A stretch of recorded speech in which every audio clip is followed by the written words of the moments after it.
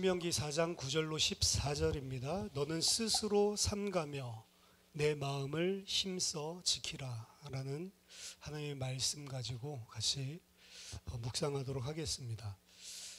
4장 1절에서 8절에 우리가 살 수 있는 길이 분명히 제시되었죠. 하나님의 규례와 법도를 준행하는 것입니다. 하나님께서 명령하시는 말씀을 가감하지 말고 너희들이 그 말씀을 다 지켜야 된다. 하나님 말씀에 가감하는 것은 이미 그 생명에서 떠나는 것이다. 그리고 하나님께서 성경에 이야기한 모든 저주를 받는 것이다 라고 이야기를 했죠. 그래서 모세가 권면합니다. 하나님 떠나지 말고 하나님께 붙어 있고 그리고 그 하나님을 온전히 순종하라. 그것이 너희들이 하나님께서 이제 주시는 땅, 가나안 땅에서 너희들이 행하는 것이고, 그 행할 때 모든 세상 백성들이 쳐다보고, 야, 이 사람들은 어디에서 이런 지혜와 지식을 가지고 있는가? 그 사람들이 보고 놀랄 것이다 라고 이야기를 했죠. 오늘 그 말씀에 이어서 사실 권면하고 있는 내용입니다. 이 1장부터 4장까지 첫 번째 이야기는 사실은 앞으로 진행되어지는 5장부터 등장하는 모든 십계명과 그 십계명의 풀이, 십계명을 자세하게 하나하나 풀거든요. 그 풀이에 대한 서론적인 역할을 전체적으로 하는 게 1장에서 4장인데 1장에서 4장 그 서론 역할을 하는 것 중에서도 4장 내용은 마무리, 결론에 속하는 것입니다. 근데 그 결론은 항상 하나님께서 행하신 것을 기준으로 결론을 이야기하고 있죠. 하나님은 이런 분이고 하나님께서 이러한 큰 구원을 너희에게 베푸셨으니 너희가 마땅히 이렇게 주님의 말씀을, 하나님의 말씀을 준행해야 되지 않겠냐라고 하는 그 형식을 따라서 항상 말씀이 진행된다라고 이야기를 했죠. 그 말씀, 율례와 법도를 지켜 행하라 라고 강력하게 1절에서 8절에 이야기하고 나서 오늘 본문에서 또한 그것을 사실은 반복해서 그 중요성을 이야기하고 있는 것입니다. 9절 보니까 오직이란 말이 실제로 있어요. 히브리어에도 라크라고 해서 오직 너는 스스로 삼가며 내 마음을 힘써 지켜라. 오늘 명령이 두 개가 중요하게 등장하는데 이게 첫 번째 명령입니다. 오직 너는 스스로 삼가며 네 마음을 힘써 지키라. 직역을 한다면 너는 스스로 삼가라 라고 되어 있는데 직역을 하면 오직 너를 지켜라 예요. 지키다 라고 하는 것은 우리가 율법을 지킨다 라고 할 때도 사용하는 샤마르라는 단어고요. 그리고 어떤 것을 보호하고 지킨다라는 의미에서의 지키다, 둘 다 같은 단어를 씁니다. 한국말이랑도 비슷하죠. 한국말도 말씀을 지킨다라고 할 때도 지킨다라고 하지만 어떠한 사물이나 혹은 어떠한 사람, 대상을 지켜주는 거, 그때도 보호한다, 지킨다라고 하는 말을 쓰잖아요. 히브리어도 마찬가지입니다. 그래서 너는 스스로 삼가며 이거는 의역을 한 것이고 오직 너는 너 자신을 지켜라 라고 이야기하고 있는 겁니다. 그리고 반복해서 같은 뜻의 내용을 이야기를 하고 있는데 오직 너를 지키라. 그 다음 나오는 명령은 네 영혼을 매우 지키라. 이게 직역입니다. 우리나라 지금 의역한 거랑은 사실은 뜻은 닿아있지만 상당히 뉘앙스가 다르죠. 오직 너는 네 자신을 지켜라. 네 영혼, 네페시라고 했거든요. 네 영혼, 네 자신, 네 목숨을 지켜라. 어떻게 지키냐? 매우, 무엇 나오거든요. 매우 지켜라. 그래서 이걸 힘써 지켜라 라고 하는 거죠. 그러니까 이 앞에 하는 명령은 네 자신을 지켜야 된다. 힘써서 지켜야 된다. 이 소리예요. 약간 내용이 다르죠. 그런데 내 자신을 힘써 지키는 내용이 그 뒤에 따라서 나옵니다. 우리나라 성경에서는 그리하여 네가 눈으로 본 그 일을 잊어버리지 말라. 또 명령같이 나오죠. 그리고 네가 생존하는 날 동안에 그 일들이 내 마음에서 떠나지 않도록 조심하라 이렇게 나오는데요. 뒤에는 명령이 나오는 게 아니고 너는 네 자신을 지켜라, 네 목숨을, 네 영혼을 힘써 지켜라. 뒤에는 뭐뭐하지 않도록에 다 걸리는 거예요. 뭐뭐하지 않냐면 네가 눈으로 본 그 일을 잊어버리지 않도록 네 자신을 힘써 지켜라. 네 영혼을 힘써 지켜라. 그리고 또 하나 더 영어로 치면 레스 구절이 따라오는 겁니다. 뭐뭐하지 않도록. 네가 생존하는 날 동안, 네가 사는 모든 날 동안, 그게 원어예요. 네가 이 땅에 사는 모든 날 동안 그 일들이 네 마음에서 떠나지 않도록 힘써 지키라. 앞에 명령에 따라오는 겁니다. 그러니까 네 자신을 지키고 네 영혼을 힘써 지켜야 되는 이유, 그 말씀, 그 일들, 네가 눈으로 본 그 일들이 사실은 눈으로 본 일들이라고 하는데 뒤에 나와 있지만 이스라엘 백성은 사실은 시내산에서 눈으로 봤습니까? 귀로 들었습니까?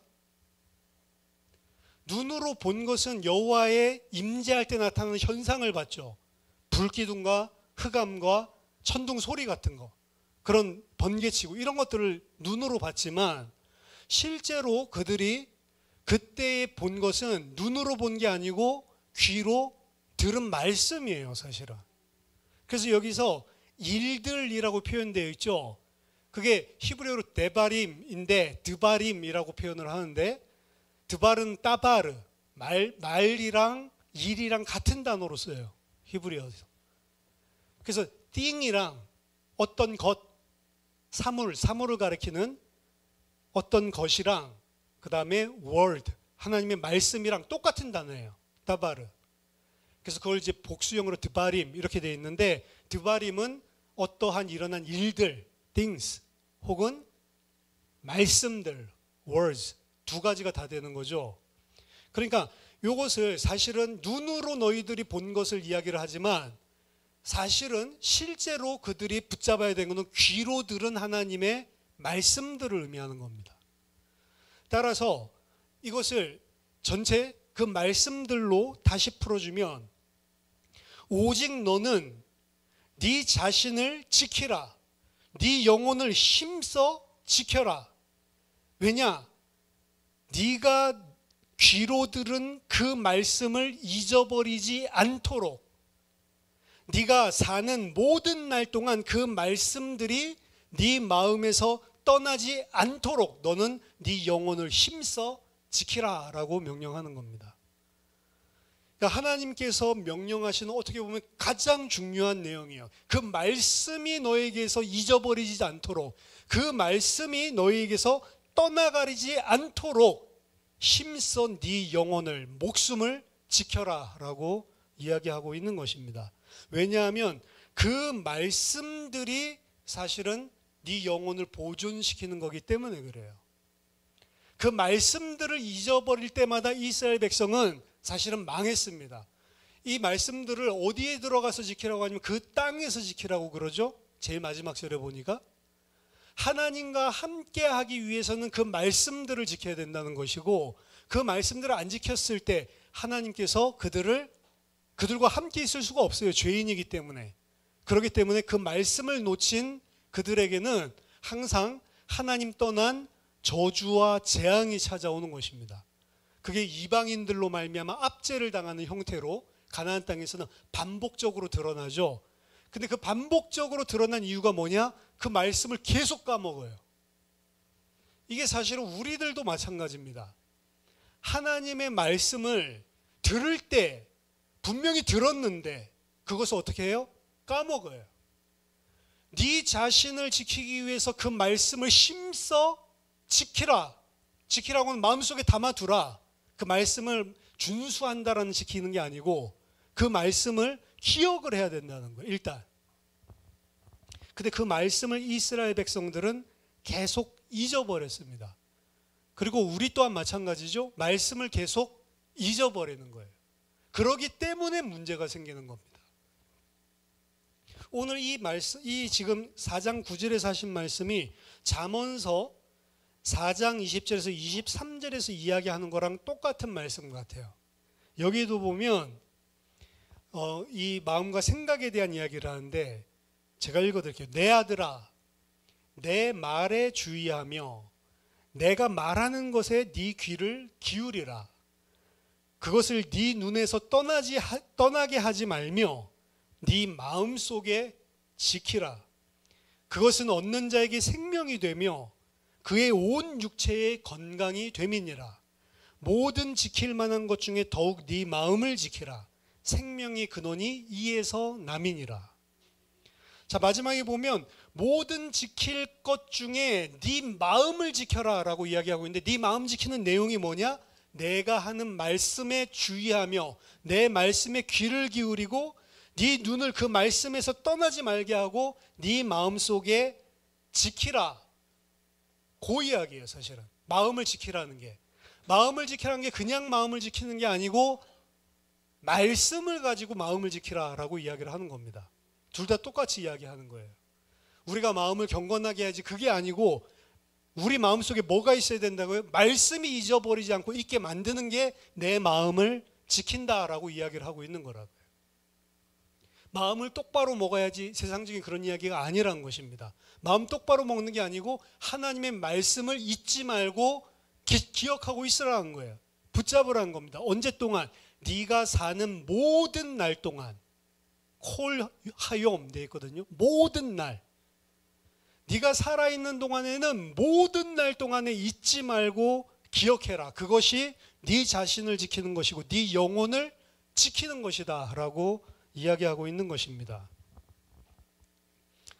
결국에 우리가 하나님의 백성이 실패하는 이유는 하나님의 말씀을 잊어버리기 때문입니다. 하나님의 말씀이 그 마음속에서 잊혀지기 때문에 우리는 실패하는 것이다. 하나님의 백성은 하나님의 말씀 없이는 하나님과 함께 할 수 없기 때문에 그렇습니다. 그리고 그 말씀의 핵심, 본체는 예수 그리스도란 말이에요. 우리 마음속에서 예수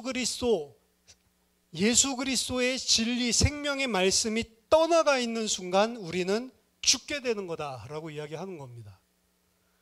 말씀을 떠나가지 말게 하라 그러면 말씀 뭐뭐 하라고 그랬지, 이거보다 더 중요한 본질이 그리스도예요. 그리스도가 너희 마음속에서 단 한순간도 잊혀지지 않게 하라. 잊어지면 네 생명이 화를 당한다라고 이야기를 하는 겁니다. 예수 그리스도.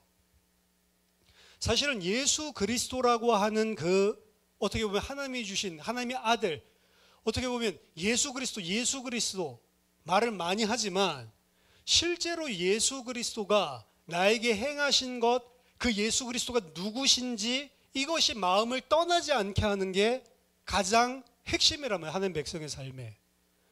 저는 옛날에 예수 그리스도가 별로 힘없고 별로 가치 없게 여겨졌단 말이에요.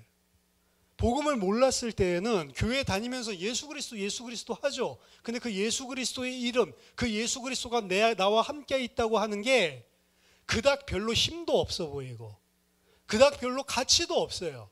그냥 내가 죽을 때 천국 갈 때 정도는 가치 있겠지만 실제 일상의 삶 속에는 별 가치가 없어 보여요. 그러니까 매력이 없는 거죠. 신앙생활 한다는 것 자체가. 어려운 일이 생기고 힘든 일이 생기면 어떻게 도와주지는 않을까, 이럴 때만 생각나는 거지 실제적인 내 삶들 속에서는 예수 그리스도가 필요가 없어요. 뭘로 살면 돼? 내 힘으로 살면 돼. 내 능력으로 살면 돼. 내가 열심히 살고 내가 머리 쓰고 노력하고 그렇게 살면 되는 거지, 예수 그리스도가 실제적인 현실 문제에는 아무런 힘이 없는, 도움이 되지 않는 그런 예수 그리스도로 알고 살았단 말이에요. 근데 예수 그리스도라고 하는 이름은 만물을 통치하는 이름이고 하나님이 만물이 그 발 아래에 있도록 하나님께서 만드신 이름이에요. 모든 만물과 만사와 만인의 주권자가 예수 그리스도란 말이에요. 근데 그분이 내 마음속에 들어와 있다라고 이야기하거든요. 성령으로. 그럼 여러분들 예수 그리스도를 내가 소유하고 있다는 것은 보통 일이 사실은 아닌데, 신자로 하여금 사탄이 공격하는 것은 죽어서 구원받는 거, 죽어서 뭐 천국 간다, 죽어서 뭐 영원한 생명, 그건 뺏을 수 없지만 이 땅 사는 동안에 예수 그리스도가 가치 없게 만들고 예수 그리스도가 아무 힘이 없게 만들고 아무 흥미가 없게 만들어서 진짜로 내가 하나님의 백성을 누려야 될 걸 다 뺏어간단 말이에요. 핵심은 예수 그리스도를 그 마음속에서 뺏어가는 겁니다. 잊어버리게 만드는 거예요. 잊어버리기 때문에 세상을 살 때에 하나님의 백성이 세상 문제를 세상 사람처럼 똑같이 대하게 돼 있고요. 반응이 비슷한 거예요. 노력하는 것도 해결하려는 것도 비슷한 거예요. 사실은 해결하려고 노력해야죠. 노력하지 말라는 말이 아닌데 진짜 그리스도를 가지고 있는 사람은 그 문제를 해결하려고 하는 마음 상태 자체가 불신자랑 다를 수밖에 없어요. 왜냐하면 뭘 하냐? 이 문제도 예수 그리스도의 주권 가운데서 발생한 것을 일단 알고 있거든요. 그리고 이 문제가 절대로 그리스도를 넘어설 수 없다라는 사실을 알고 있거든요. 나랑 그리스도가, 그 그리스도가 나랑 함께하고 있다라는 사실을 알거든요. 그렇기 때문에 불신자를 안 쫓아갈 수가 있는 힘이 생기는 거예요. 그렇기 때문에 불신자들이 두려워하고 떨고 생명 걸고 아둥바둥 하는 것들처럼 안 살게 돼 있다고요. 근데 그 그리스도를 놓치고 잊어버리면 우리도 똑같이 육신대로 대할 수밖에 없는 것입니다. 진짜 예수 그리스도께서 나랑 함께 하시다라고 하는 것은 모든 만물을 다 소유한 거예요. 사실은 여러분 문제 생겼습니까? 그럼 그 문제를 해결하려는 것 이전에 먼저 기억하고 잊지 말아야 될 게 예수 그리스도가 나랑 함께 한다는 그 사실입니다. 예수 그리스도께서 나랑 함께 하기 때문에 너 아무것도 아니야 라고 하는 것부터 먼저 튀어나와야 된다고요. 하나님 백성은. 그리고 그 만물을 통치하시는 이름으로 사실은 기도하는 거고, 하나님 이것이 그리스도인에게, 그리스도와 함께하는 자에게 아무런 문제가 되지 않을 뿐더러 더 좋은 일이 된 줄 나는 믿습니다. 선포하고 믿음으로 사실은 부딪혀야 되거든요. 근데 그렇게 안 해요. 그냥 사람의 방식으로만 생각하고 사람의 능력, 사람의 방법으로만 해결하려고 생각을 합니다. 하나님은 떠나 있어요. 예수 그리스도를 사용하는 방식이, 그래서 세상 사람들이 꼭 우상 섬기는 신들, 점술, 주술, 주문 외워가지고 그거 해결하는 방식으로 예수 그리스도 이름도 사용한단 말이에요. 틀린 거죠? 예수 그리스도 이름으로 기도하더라도 그렇게 한 건 이미 예수 그리스도가 마음에서 잊혀진 것입니다. 예수 그리스도가 예수 그리스도 능력으로 이 문제 해결해 주세요 이런다고 예수 그리스도 기억하는 게 아니란 말이에요. 이미 그런 식으로 불신자들처럼 이 문제 해결해 줄 신, 나를 도와주세요 요 정도로 나간다면 이미 예수 그리스도를 잊어버리고 기도를 하고 있는 거예요. 진짜 예수 그리스도를 마음속에 잊지 않고 기도하면 이 문제 해결해 주세요 이게 아니고 처음부터 자세가 이 문제가 예수 그리스도 주권 가운데 있고 이 문제가 그리스도와 함께하는 나를 어떻게 할 수 없습니다라는 믿음부터 먼저 나가야 된다고요. 그때 하나님께서 하시는 것을 보게 되어 있습니다. 그때 하나님께서 하신 것들을 보고 나중에 진짜 응답을 받게 되어 있어요. 그 문제가 하나님께서 어떻게 하든지 간에 응답을 통해서 해결이 되고 그것을 통해서 오히려 더 큰 문들이 열렸을 때 무슨 고백을 하게 되냐면, 문제가 해결되고 어떤 큰 문이 열렸기 때문에 좋아하는 게 아니고, 거봐 예수 그리스도 만물의 통치자 나랑 함께 하시지, 요 응답을 받는다고요. 그 응답을 받아 나가야 우리가 사실은 신앙이 성장하게 돼 있고, 진짜 가나안 땅, 그 땅에 이스라엘 백성이 영원히 거하게 되는 것입니다. 그거 못하기 때문에 쫓겨나는 거예요. 불신자들이랑 똑같은 방식으로. 말씀이 네 마음으로부터 벗어나지 않도록 네 자신을 지키고 힘써 네 영혼을 지켜라. 이게 오늘 첫 번째 명령입니다. 두 번째 명령, 너는 그 일들이라고 한 것, 드바림이 말씀들 똑같은 거라고 그랬죠. 그 말씀들을 네 아들들과 네 손자들에게 알게 하라. 이것도 명령이에요. 나만 그리스도 딱 가지고 있는 게 아니고 그 말씀들을 네 아들들이 알게 만들고, 아들에서 끝이는 게 아니고 네 손자들까지 알게 만들어라. 이거는 네가 살아있는 날 동안만 기억하는 것이 아니고 영원히 기억하게 만드는 것을 말합니다. 그렇죠? 나만 기억하는 게 아니고 내가 죽고 나서도 내 아들과 내 손자가. 왜 손자까지밖에 없냐? 보통 손자 살아있을 동안에 살아있으니까. 그렇죠? 내 손자들에게까지도 그게 제대로 내려가도록 지켜라. 그럼 1대, 2대, 3대가 내려가는 거잖아요.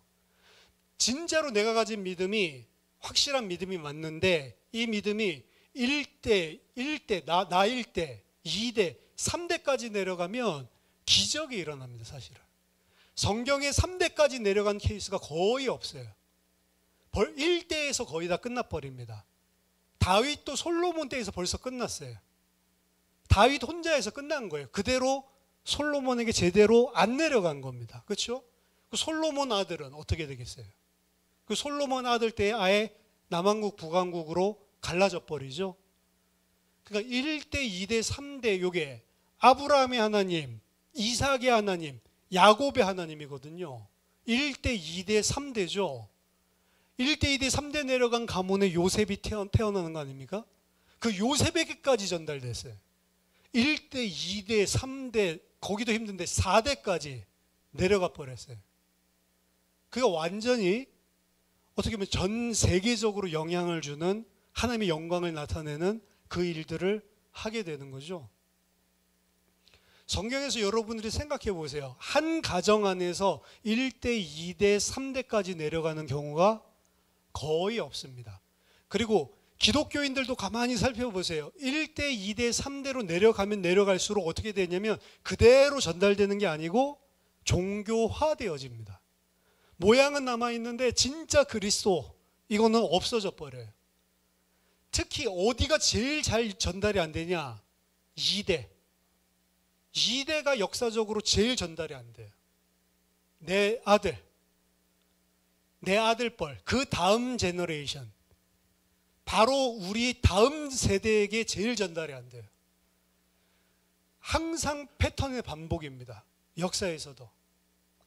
근데 그 왜 전달이 안 될까? 전달이 안 되는 이유를 보면 1대에 이미 문제가 있기 때문에 전달이 안 되는 거예요, 사실은. 이유는 그겁니다. 1대가 제대로 안 돼 있기 때문에 2대의 전달이 제대로 안 되는 거예요. 그게 유럽에서 일어났던 기독교 역사입니다. 1대가 오직 믿음으로 구원받지라고 일어났는데, 오직 믿음으로 하는 1대들 중에 대다수가 방종으로 빠져버려요. 오직 믿음으로니까 그냥 삶은 그냥 개판으로 사는 거예요. 그게 무슨 소리죠?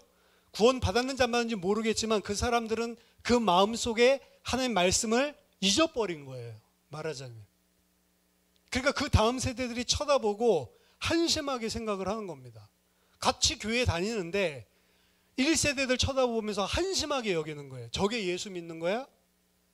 삶을 똑바로 살아야지 라고 하면서 믿음보다도 삶을 강조하게 된단 말이에요. 그래서 그 사람들은 반듯한 삶을 삽니다. 근데 반듯한 삶을 사는데 종교 생활이지 생명이 없어. 그러니까 그 다음 세대가 어떻게 해요? 저게 예수 믿는 거야? 그냥 바르게 사는 거지? 하면서 다시 믿음을 강조해요. 근데 그 믿음을 강조하다 보면 또 뭐가 나와요? 방종이 또 나와요. 그러니까 사람은, 인간은 좌로나 우로나 계속 치우쳐버리는 거예요. 그래서 하나님의 말씀을 잊어버리기 때문에 치우치는 겁니다. 사실은 교회 안에서 믿음으로 구원받은 것을 실제로 그 마음속에 잊지 않고 있고, 그 은혜가 그 마음속에 잊지 않고 있다면 일상 속에서 교회 밖에서도 하나님의 백성답게 살 거 아니겠어요? 근데 교회에 왔을 때는 믿음 하는데 나가면은 그냥 내 삶 사는 겁니다. 말씀을 잊어버리기 때문에 자녀에게 그래서 전달이 안 되는 거죠. 그러니까 안타깝게도 사무엘 같은 사람의 아들들도 망나니 짓을 한다. 그렇죠? 사무엘도 바깥에서는 다윗을 세웠지만 어떻게 보면 사무엘이 자기 자식에게는 1대 2대로 전달 못했지만 사무엘이 가졌던 믿음을 그나마 전달을 제대로 했던 사람이 다윗이에요. 한 대만 정확하게 다음 세대에 전달이 돼도 다윗 때의 영광이 나타난다. 성경에 보면 거의 한 대입니다. 그래서 가문적으로 본다면 3대 된 사람이 거의 없어요. 좀 흔적 찾아볼 수 있는 게 신약 성경에서는 디모데 같은 사람이 3대째죠.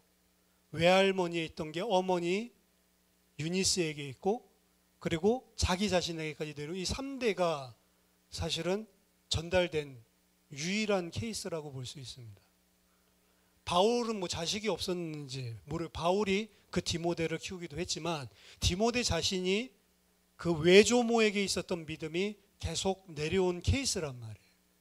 근데 그게 어려운 거고 드문 케이스인데 만약 1대, 2대, 3대까지만 내려온다 그러면 완전히 대역사가 일어나는 판이에요. 사실은 성경 안에 보세요. 거의 다 1대, 2대에서 끝났는데 그 2대도 자기 가족은 아니고 자식은 아니고 바깥에서 세워지는 케이스인데 2대만 세워져도 대역사가 일어나는데 한 가문 안에 1대, 2대, 3대 믿음이 제대로 전수되면 그럼 완전히 그 사람은 하나님께서 귀하게 쓰시는 그릇으로 사용하십니다.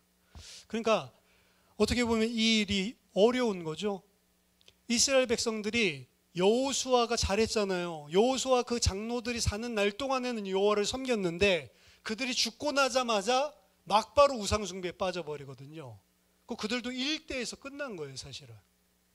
근데 그 1대 여호수아의 역사는 누구라고? 모세가 여호수아를 세웠다라고 보는 겁니다. 1대, 2대 때의 가나안 정복의 대역사가 일어났는데 여호수아는 정작 그 언약을 그 후대에게 전달하지 못한 거예요. 그래서 신명기에서 가장 중요하게 이야기하는 거 첫 번째, 네가 그 말씀을 잊지 말도록 해라 이 명령과 두 번째는 그것을 네 아들과 네 손자들에게까지 전달해라 라고 이야기하는 것입니다. 그 말씀을 가르치라 라고 하는 거죠.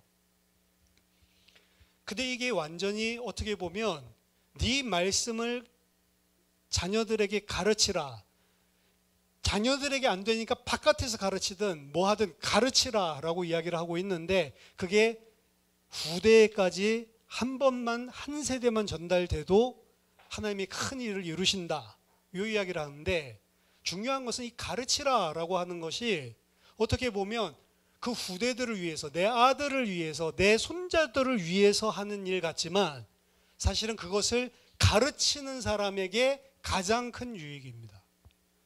왜냐하면 여러분들이 뭐를 가르치려고 하면 다 달라져요. 음식을 가르치려고 그러면은 사실 내가 그냥 하던 방식으로 하면 안 돼요. 저희 어머니 음식을 잘했지만 레시피가 없어요. 그냥 손대중으로 해, 눈대중으로 해. 그리고 중간에 맛보죠. 본인이 맛보고 뭐가 좀 더 들어가야겠네 이렇게 넣지 레시피가 없어요. 그러니까 그거는 그대로 끝나는 겁니다. 전달하려면 뭐가 있어요? 레시피가 있어요, 사실은. 그래서 그거 하려면 본인이 이제 연구를 해야 돼. 이 맛이 나게 하려면은 정확하게 계량을 해서 어떻게 들어가야지 이 맛이 나는구나를 찾아내야 전달이 되는 거예요. 그냥 보여주고 이렇게 해 하는데 안 돼요. 그래서 손맛이라고 이야기하는 거예요. 맛보는 입도 달라가지고 엄마처럼 그 입맛을 못 맞춰요, 간을. 뭐가 더 필요한지를 몰라요. 그렇기 때문에 전달할 때에는 나도 어떻게 알아야 된다? 손대중으로, 눈대중으로 하는 게 아니고 나도 확실하게 알아야만 가르쳐 줄 수 있는 거예요. 여러분들이 말씀을 내가 정확하게 가지고 있다라고 하는 기준은 다른 사람한테 그걸 정확하게 설명할 수 있어야 돼요. 가르칠 수 있어야 돼요. 내가 남에게 가르칠 수 없으면 그건 모르는 것입니다. 그래서 공부할 때도 제일 좋은 거는 내가 누구를 가르치는 거예요. 그 현성이 학교에도 뭐 그런 친구가 있더라고요. 같은 중3, 같은 친구인데 선생님도 인정할 만큼 뭐 역사든지 사회든지 많이 알아. 그래서 얘가 시험 기간 되면 애들 데려놓고 강의를 해요. 그래서 들어가서 들어요. 걔가 몇 시에 오픈한다 이렇게 하면 같은 반 학생들이 들어가서 들어요. 그럼 걔가 쭉 정리를 해주는 거예요. 다음날 시험 볼 거. 그럼 누가 제일 잘하냐? 지가 제일 잘하는 거예요. 사실은 얘네들에게도 유익이지만 얘네들 유익된 건 한 50%라고 하면 본인에게 100%의 유익이 있는 거예요. 사실은. 말씀도 똑같습니다. 그래서 말씀을 가르치는 게 복이에요. 말씀을 가르치는 게 자녀들에게, 손자들에게도 복이지만 그 말씀을 가르치고 있는 사람에게 복입니다. 왜? 그 사람이 제일 확실하게 이 말씀을 통해서 뭘 전달해야 될지를 알아야 전달하게 돼 있어요. 보통 그래서 선생님들, 교수님들 강의를 할 때 1시간 강의하려고 그러면 1시간 준비하는 게 아니에요. 10시간씩 준비를 해야 1시간 할 수 있을까 말까요, 사실은. 논문을 쓸 때에도 그냥 페이퍼들 있죠? 석사 논문을 쓸 때, 석사 소논문, 페이퍼를 쓸 때 한 장 쓸 때 들어가는 리서치만 4시간 정도가 필요해요. 박사 논문 1시간 정도 쓰려면 최소 8시간의 리서치가 있어야 한 장을 글을 쓸 수 있어요. 그걸 300장, 400장을 써야 된단 말이에요. 그 시간이 많이 드는 거죠. 한 페이지 쓰려고 8시간이 걸립니다. 쓸 때는 별거 아닌데 몇 줄이 안 돼요. 그것도 2칸 간격으로 하거든요. 논문은. 몇 줄 안 되는데 한 18줄 혹은 아래 풋노트 달면 한 10줄 쓰는데 8시간이 들어간다. 가르치는 사람은 더 들어간단 말이에요. 그걸 그런 식으로 해가지고 논문을 써놓고도 자기가 그걸 갖다가 교수님 앞에 이런 뜻으로 말한다라고 쓴 거다라는 걸 설명하고 가르치려면 그것만 또 죽어라고 또 준비를 해야 돼요. 그 가르치는 사람이 유익입니다. 여러분들이 복음을 말할 수 있고 하나님의 말씀을 가르칠 수 있는 장이 꼭 열려져야 되는 거예요. 사실은. 필요합니다. 그게 여러분들이 가장 빨리 성장하는 길이고 말씀을 기억하는 길이에요. 어떻게 보면 그래서 목사는 축복 받은 겁니다. 왜냐하면 좋든 싫든 말씀을 전해야 되니까 해야 돼. 붙잡고. 하기 싫은 날도 있잖아요. 사실은.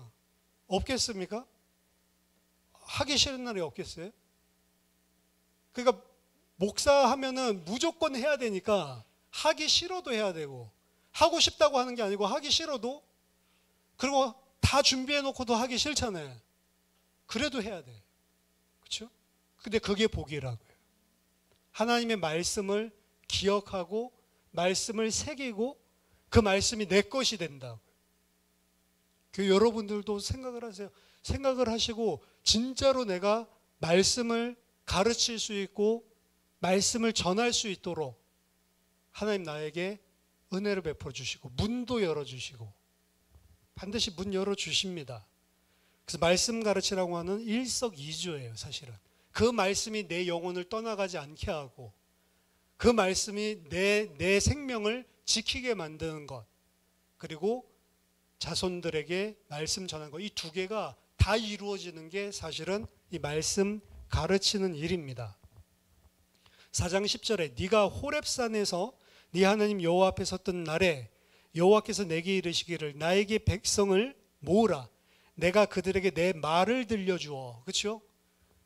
호렙산에 그 본 것들을 기억하라라고 하는 것은 말씀 기억하는 거지 그때 있었던 광경을 기억하는 게 아닙니다.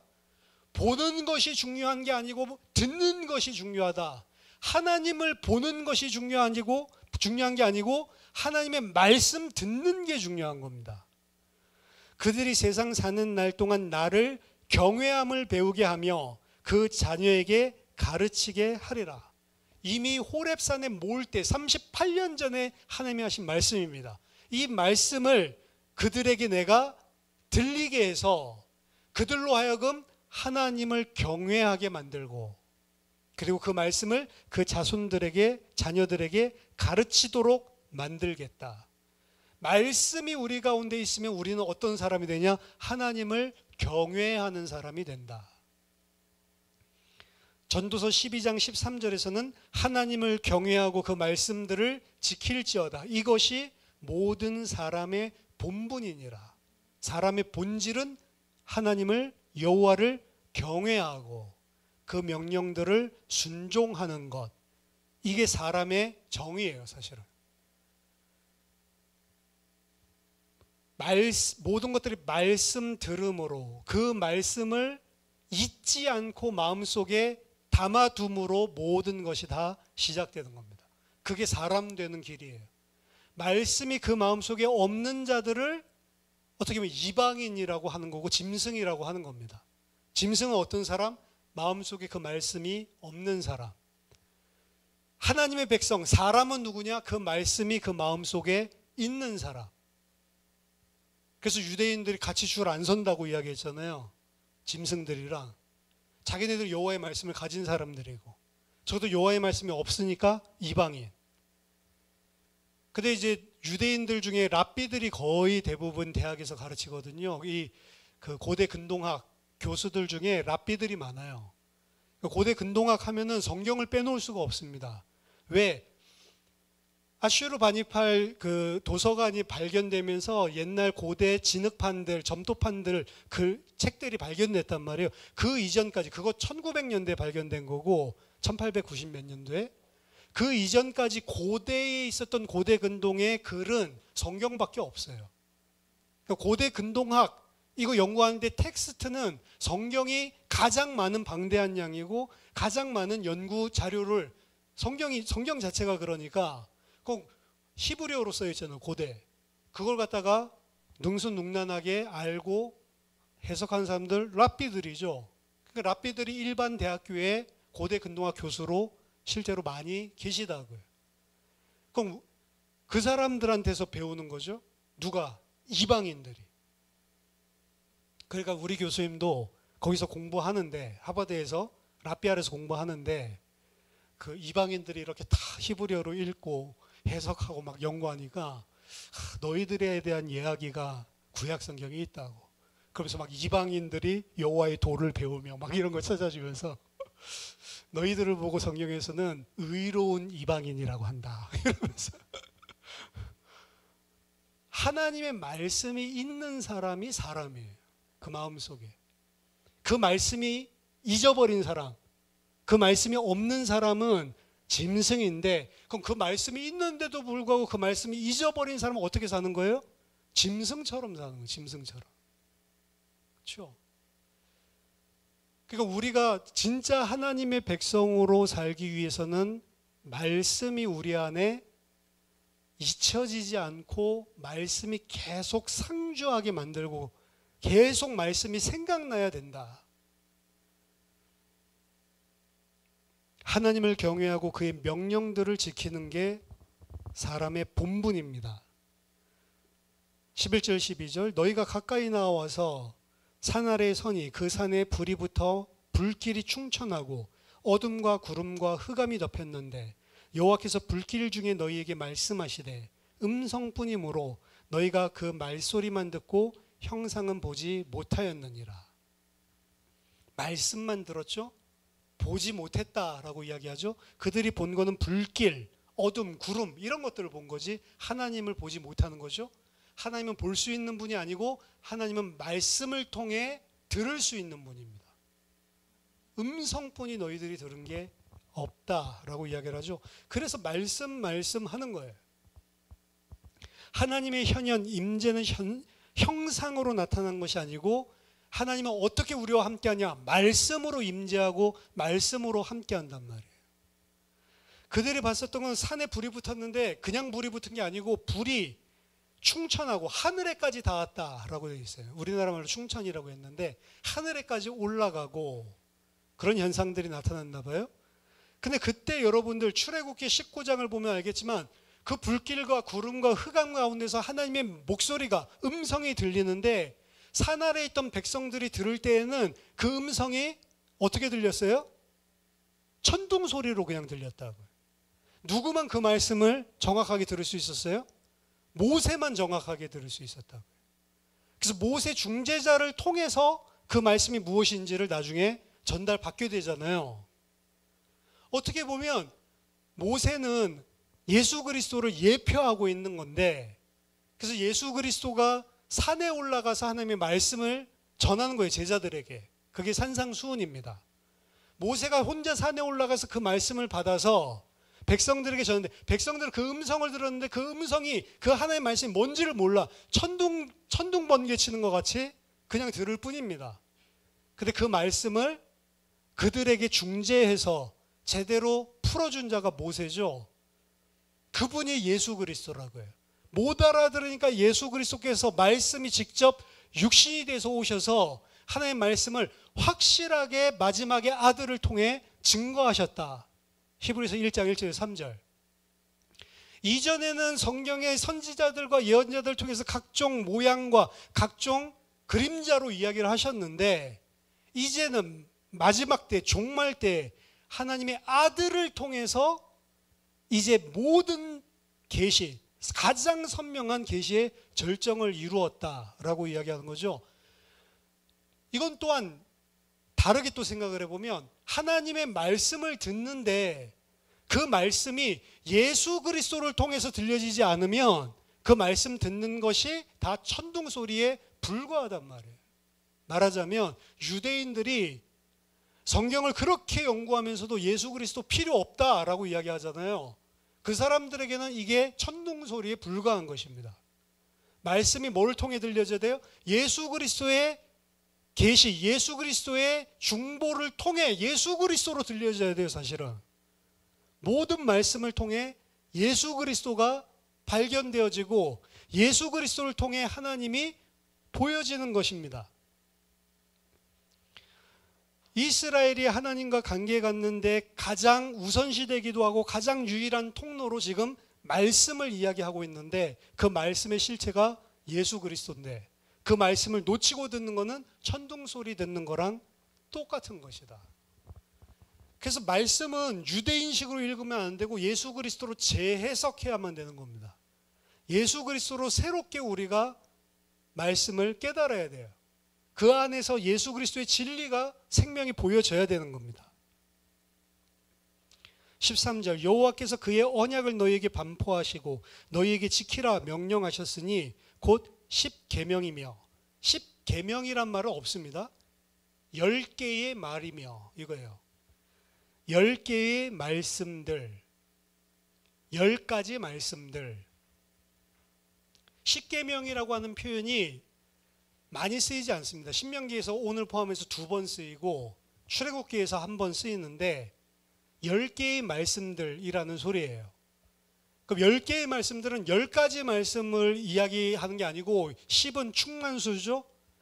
하나님 주신 모든 말씀들이 사실은 그 안에 다 녹아 있는 것이고, 그리고 그 말씀을 풀어낸 게 신명기입니다. 신명기 5장에서 10계명이 나오는데 5장 이후에 26장까지 계속 말씀을 설명하거든요. 근데 그 말씀은 다 뭐 설명하는 거냐면 10계명 설명하고 있는 거예요. 순서대로 10계명을 풀어서 써준다, 모세가.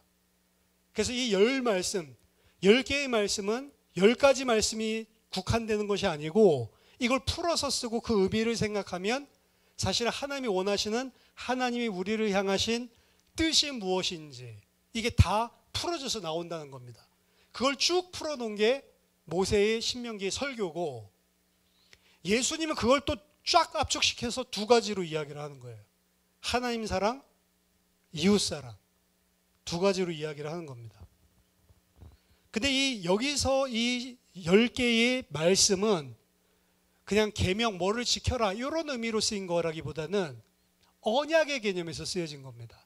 왜냐? 2 돌판에 친히 쓰신 것이다. 제가 이거 한번 설명했죠. 2 돌판에 1계명부터 4계명, 5계명부터 10계명 쓰여진 게 아니고 2 돌판은 조약문이다. 똑같은 복사본, 똑같은 언약 증서를 쓴 거다. 그래서 한쪽에도 10계명이 다 써 있고 다른 한쪽에도 10계명이 다 써 있고 똑같은 복사본, 사본. 그래서 언약 체결할 때 2 돌판, 돌판이라고 하는 거는 영원한 언약, 없어지지 않고 지워지지 않는 영원한 언약. 근데 그 언약은 일방적인 거다라고 보여주고 있습니다. 여호와께서 그 언약을 그냥 반포하시고 지켜라, 그걸로 끝이에요. 우리들이 합의해서 나오는 게 아니고 하나님의 백성 삼는 언약은 영원한 언약인데 일방적으로 하나님이 택하시고 일방적으로 선포하시고 복음입니다. 이게 사실은 하나님께서 그래서 택하신 자는 한 사람도 빠짐없이 하나님이 다 찾아내실 것입니다. 이거 이제 우리의 확신이에요. 하나님이 택하지 않은 자는 아무리 노력해도 안 될 것이지만 하나님이 택하신 자는 반드시 하나님이 그 영혼을 찾아서 살리신다. 여러분 그거 분명히 알고 있어야 됩니다. 그래서 복음도 설득시키는 게 아니고 선포로 끝나는 거예요. 정확하게 선포하는 게 중요한 겁니다. 선포하는 대상은 가릴 거 없이 될 수 있는 한 많이 선포하되 그 사람들을 설득시키는 것이 아니고 선포하는 것이다. 그 사람들에게 정확하게 복음을 선포할 때 하나님께서 택하신 자들에게 언제일지는 모르지만 일방적으로 선포된 복음을 통해서 그들을 살리시게 돼 있다. 당장 내 눈앞에서 안 믿어도요, 선포된 말씀이 있으면 그 사람 살릴 때 성령이 그 말씀을 생각나게 만든다고요. 기억나게 만들고. 그러니까 어렸을 때 교회 몇 번 가봤던 사람이 나중에 뭐 인생에 있어서 중요한 위기를 만나거나 이렇게 했을 때 생각나는 겁니다. 그래서 찾아가는 거예요. 어렸을 때 교회 한 번도 안 가봤는데 땡땡 울렸을 때 한 번이라도 야 맨날 교회에서 저기 울릴 때 사람들이 가는구나 이렇게 지나쳤던 게 어느 날 그 시간표가 되면 종 울렸던 거기에 몰려가던 사람들이 생각나면서 본인도 인도하신다고요. 그러니까 우리가 씨를 뿌려놓는 게 중요한 거지 그 씨를 생명이 싹이 나고 자라나게 하시는 누구라고요? 하나님이시다. 그래서 씨 뿌리는 자도 아무것도 아니에요. 물 주는 자도 아무것도 아니되 자라나게 하시는 하나님이 중요하다. 근데 어떻게 너는 씨 뿌리는 바울을 쳐다보고 물 주는 아볼로를 쳐다보고 그렇게 추종을 하고 있냐? 바울이 이야기를 하죠. 하지만 여기서 중요한 것은 선포되어지는 말씀을 통해서만 하나님 백성과 관계하신다는 겁니다. 말씀의 기반 없이는 불가능한 거예요. 그래서 어떻게 보면 이 땅에 있는 제자들에게 하나님의 모든 포커스가 가 있게 되는 겁니다. 왜냐하면 그 제자들의 순종을 통해서 하나님께서 택하신 자들을 구원하시기를 기뻐하셨다고요. 그들이 뿌리는 씨앗을 통해서 하나님은 하나님의 구원 계획을 이루시기로 작정하신 겁니다. 하나님과 함께 일하는 동역자로 불러주시는 거죠. 그래서 어떻게 보면 전도, 복음에 선포하는 자리에 있다라고 하는 것은 가장 큰 축복입니다. 하나님이 살리시는 일에 내가 같은 동역자로 쓰임받는 거기 때문에 중요한 것은 어떻게 해야 선포할 수 있어요? 그것도 내가 먼저 준비돼야 선포할 수 있죠. 아까 똑같아요. 준비돼야 가르칠 수 있는 것처럼. 그때의 여호와께서 내게 명령하사 너희에게 규례와 법도를 교훈하게 하셨나니 이는 너희가 거기로 건너가 받을 땅에서 행하게 하려 하심이니라. 이 십계명이 있고요. 그 다음에 아래 보면 규례와 법도가 있는데 십계명은 하나님이 언약으로 말씀해 주신 것, 돌판에 새기신 것이고 규례와 법도는 하나님이 모세를 통해서 너희에게 명령하신 것이다 라고 이야기를 하죠. 사실은 그 가르친 내용이 신명기라고 보면 돼요. 십계명을 기반으로 해서 하나님께서 모세에게 가르치라고 명령하신 것들이 어디에 남았냐? 이 신명기에 남아있는 거라. 그러니까 신명기가 어떻게 보면 모세가 지금 오늘 이 본문에서 이야기하는 걸 행하고 있는 거예요. 본문에서 뭐라고요? 하나님의 말씀을 네 마음에서 떠나지 말게 하고 그것을 네 자녀와 손자에게 가르쳐라 라고 이야기를 하죠. 그 일을 하고 있는 거고 지금 모세가 죽기 전에. 그리고 그것을 기록해 놓은 거란 말이에요. 그게 지금 우리들에게 또 가르침이 되고 들려지고 있는 거죠. 그래서 이 규례와 법도는 뭐 그 지난번에 토라라고 이야기했지만 이 규례와 법도 두 가지를 다 포함한다라고 이야기했죠. 규례라고 하는 건 하나님의 예배드리는 의식에 대한 거 기억납니까? 법도는 우리 일상생활 삶들에 대한 거. 그래서 예배드리러 왔을 때든지 교회에서든지 혹은 일상생활을 내 현장 속에서 가정 속에서 할 때에든지 그 두 가지 모든 인간의 삶을 다 가르치고 있는 내용이 규례와 법도라고요. 근데 이 규례와 법도는 어디에서 파생된 거냐? 십계명에서 파생된 거예요, 다. 그럼 제례 의식이 어디서 나왔냐? 여호와 하나님만 섬기라라고 이야기를 하니까 어떻게 섬겨야 되는데 안식일을 어떻게 지키는데 여기에서 다 파생되는 겁니다, 사실은.